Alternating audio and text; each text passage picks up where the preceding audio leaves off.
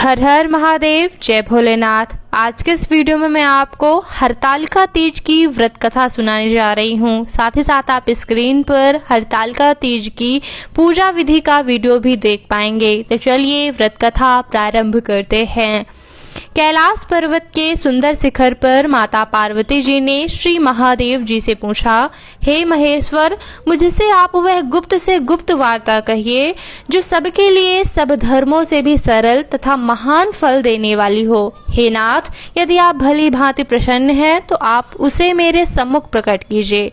हे जगन्नाथ, आप आदि मध्य और अंत रहित हैं। आपकी माया का कोई पार नहीं है। आपको मैंने किस भांति प्राप्त किया है? कौन से व्रत, तप या दान के पुण्य फल से आप मुझको वर के रूप में मिले?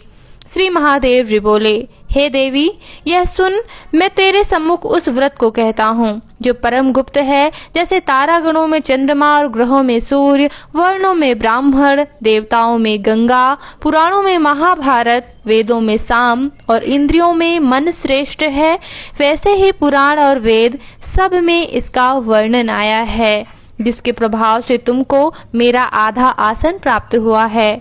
हे प्रिय, मैं उसी का तुमसे वर्णन करता हूँ, सुनो।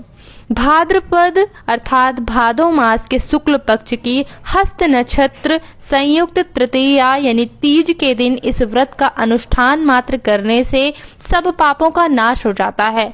तुमने पहले हिमालय पर्वत पर इस महान व्रत को किया था, जो मैं तुम्हें सुनाता हूँ। पार्वती जी बोली, हे प्रभु, इस व्रत को मैंने किस लिए किया था, यह मुझे सुनने की इच्छा है, सो कृपा करके कहिए। शंकर जी बोले, आर्यावर्त में हिमालय नामक एक महान पर्वत है, जहाँ अनेक प्रकार की भूमि अनेक प्रकार के वृक्षों से सुशोभित है, जो सदैव बर्फ से ढके हुए तथा गंगा की कल कल ध्वनि से शब्दायमान रहता है। हे पार्वती जी, तुमने बाल्यकाल में उसी स्थान पर परम तप किया था। 12 वर्ष तक तुमने जल में रहकर तथा बैसाख मास में अग्नि में प्रवेश करके तप किया। श्रावण के महीने में बाहर खुले में निवास कर अन्न त्याग कर तप करती रहीं। तुम्हारे उस कष्ट को देखकर तुम्हारे पिता को बड़ी चिंता हुई। वे चिंतातुर होकर सोचने लगे कि मैं इस कन्या की शादी किससे करूं। इस अवसर पर दैवयोग से वहीं ब्रह्मा जी के पुत्र नारद जी भी आए। देवर्षि नारद ने तुम शैलपुत्री को देखा। तुम्हारे पिता हिमालय ने देवर्षि को अर्घ्य पाद आसन देकर सम्मानित सहित बिठाया और कहा, हे मुनीश्वर, आपने यहाँ तक आने का कष्ट कैसे किया? कहिए, क्या आज्ञा है? नारद जी बोले, हे गिरिराज, मैं विष्णु भगवान का भेजा हुआ यहाँ आया हूँ।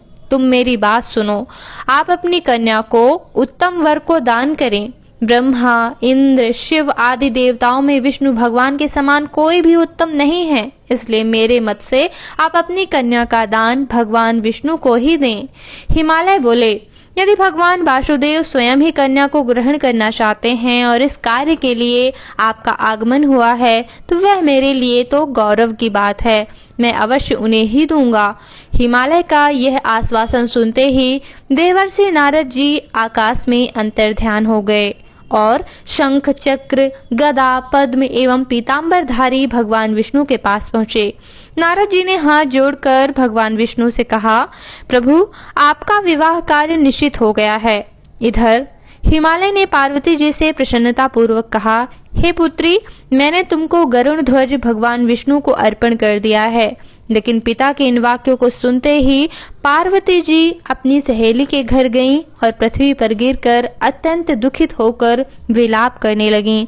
उनको विलाप करते हुए देख सखी बोली, हे देवी, तुम किस कारण से दुख पाती हो? मुझे बताओ, मैं अवश्य तुम्हारी इच्छा पूर्ण करूंगी। पार्वती जी बोली, हे सखी, सुन, मेरी जो मन की अभिलाषा है वह सुनाती हूँ। मैं श्री महादेव जी को वरण करना चाहती हूँ। मेरे इस कार्य को पिताजी ने बिगाड़ना चाहा है, इसलिए मैं निसंदेह इस शरीर का त्याग करूंगी। पार्वती जी के इन वचनों को सुनकर सखी ने कहा, हे देवी, जिस वन को तुम्हारे पिताजी ने ना देखा हो तुम वहां चली जाओ। तब हे पार्वती, तुम अपनी सखी का यह वचन सुनते ही वन को चली गईं।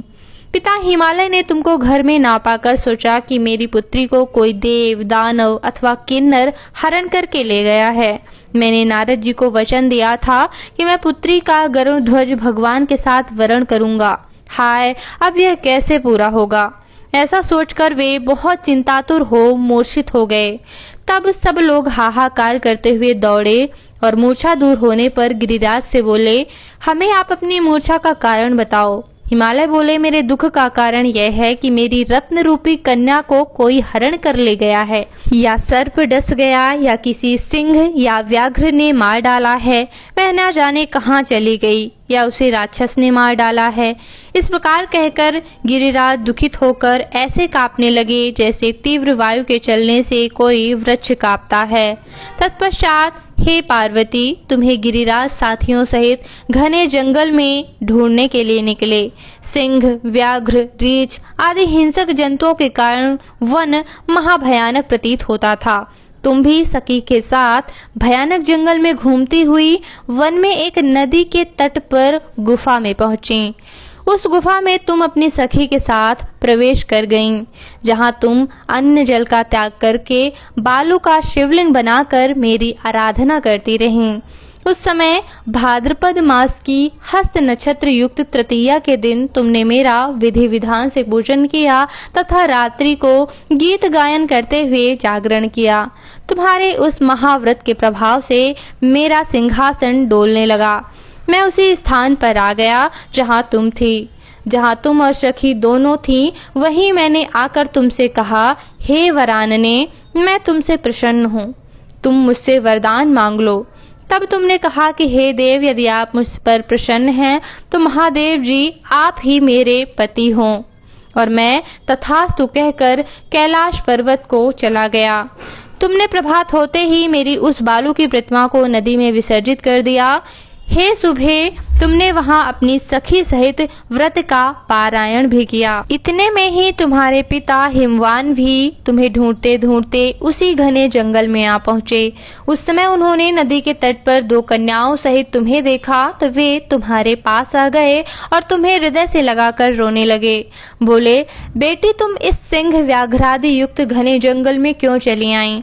तुमने कहा, हे पिताजी, मैंने पहले ही अपना शरीर शंकर जी को समर्पित कर दिया था, किंतु आपने इसके विपरीत कार्य किया, इसलिए मैं वन में चली आई। ऐसा सुनकर हिमवान ने कहा कि मैं तुम्हारी इच्छा के विरुद्ध यह कार्य नहीं करूँगा। और वे तुम्हें लेकर घर को आ गए और तुम्हारा विवाह मेरे साथ कर दिया। हे प्रिय, उसी व्रत के प्रभाव से तुमको मेरा अर्धासन प्राप्त हुआ है। इस व्रतराज को मैंने भी अभी तक किसी के सम्मुख वर्णन नहीं किया है। हे देवी, अब मैं तुम्हें यह बताता हूँ कि इस व्रत का नाम क्यों हरतालिका तीज पड़ा। तुमको तुम्हारी सखी हरण करके ले गई थी, इसलिए इस व्रत का नाम हरतालिका व्रत पड़ा। पार्वती जी बोली, हे स्वामी, आपने इस व्रतराज का नाम तो बता दिया, किंतु इसकी विधि एवं फल भी बताइए। इसके करने से किस फल की प्राप्ति होती है? तब भगवान शंकर बोले, इस व्रत को स्त्री जाति के अति उत्तम व्रत की विधि सुनाइए। तब भगवान शंकर जी बोले कि हे देवी, इस स्त्री जाति के अत्युत्तम व्रत की विधि सुनो। सौभाग्य की इच्छा रखने वाली स्त्रियां इस व्रत को विधि पूर्वक करें। केले के खंभों से मंडप बनाकर उसे वंदनवारों से सुशोभित करें। उसमें विविध रंगों के उत्तम रेशमी वस्त्र की चांदनी ऊपर तान दें। चंदन आदि सुगंधित द्रव्यों को लेपन करके स्त्रियां एकत्र हों। शंख, भेरी, मृदंग आदि बजावें। विधि पूर्वक मंगलाचार करके श्री गौरी शंकर की बालू निर्मित प्रतिमा स्थापित करें। फिर भगवान शिव पार्वती जी का गंध, धूप, पुष्प आदि से विधि पूर्वक पूजन करें। अनेक नैवेद्यों का भोग लगावें और रात्रि का जागरण करें। नारियल, सुपारी, जवारी, नींबू, लौंग, अनार, नारंगी आदि ऋत फलों तथा फूलों को एकत्रित करके धूप दीप आदि से पूजन करके कहें, हे कल्याण स्वरूप शिव, हे मंगल रूप शिव, हे मंगल रूप महेश्वरी, हे शिवे, सब कामनाओं को देने वाली देवी कल्याणी, तुम्हें नमस्कार है। हे भगवान भोलेनाथ, हे माता पार्वती, आपको सदैव नमस्कार है। हे सिंहवाहिनी, मैं सांसारिक भय से व्याकुल हूँ, तुम मेरी रक्षा करो। हे महेश्वरी, मैंने इसी अभिलाषा से तुम्हारा पूजन किया है। हे माता पार्वती, आप मेरे ऊपर प्रसन्न होकर मुझे सुख और सौभाग्य प्रदान कीजिए। इस प्रकार के शब्दों द्वारा उमा सहित भगवान भोलेनाथ जी का पूजन करें। विधि पूर्वक इस कथा को सुनकर गौ, वस्त्र, आभूषण आदि ब्राह्मणों को दान करें और इस प्रकार व्रत को करने से सब पाप नष्ट हो जाते हैं और माता गौरी भगवान भोलेनाथ सौभाग्य की आयु लंबी होने का वरदान देते हैं। बोलो हर हर महादेव की जय, बोलो गौरी माता की जय। हरतालिका तीज व्रत कथा समाप्त। इसी तरह की व्रत कथा और पूजा के वीडियो देखने के लिए इस चैनल को सब्सक्राइब जरूर कर लीजिएगा। बेल आइकॉन पर प्रेस कर लेंगे तो आगे आने वाले वीडियोस के नोटिफिकेशन आपको मिलते रहेंगे। इस वीडियो को देखने के लिए बहुत बहुत धन्यवाद। ओम नमः शिवाय।